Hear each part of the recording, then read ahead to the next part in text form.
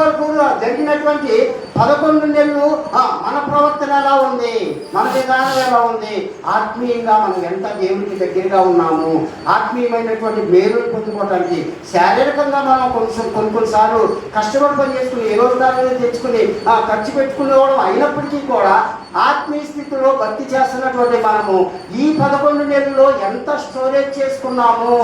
ఇంకో 1 నెల మాత్రమే మిగిలిన్నది తక్కువ, స్టోరేజ్ అవ్వాల్సింది ఎక్కువ. ఎంత చేసుకున్నాం, అసలు చేసుకున్నామా చేసుకోలేదా, అది ఎవరు పరిశీలించుకోవాలి? మనమే పరిశీలించుకోవాలి. ఎందుకంటే మనం ఇంకేమై ఉన్నామంటే సజీవులుగా ఉన్నాం. ఇక దేని బట్టి యారు మొదటి అలా అనవద్దు.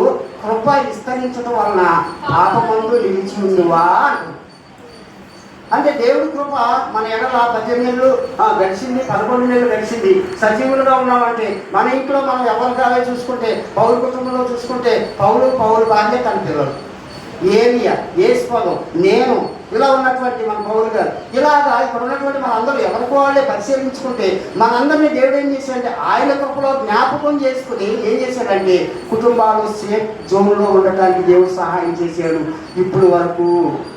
అయితే దేవుడు ఇంత చేసినటువంటి దాన్ని బట్టి మనం ఎక్కడ నిల్చున్నాం? కృపలో నిల్చున్నాం.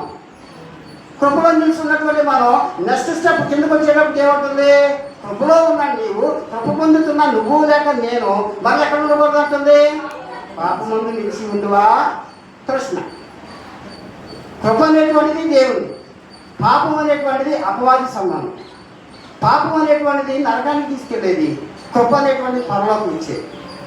10 నెలలుగా పూర్తిగా గడిచిపోయి 11వ నెల 30వ తారీఖులో ఉన్నాము.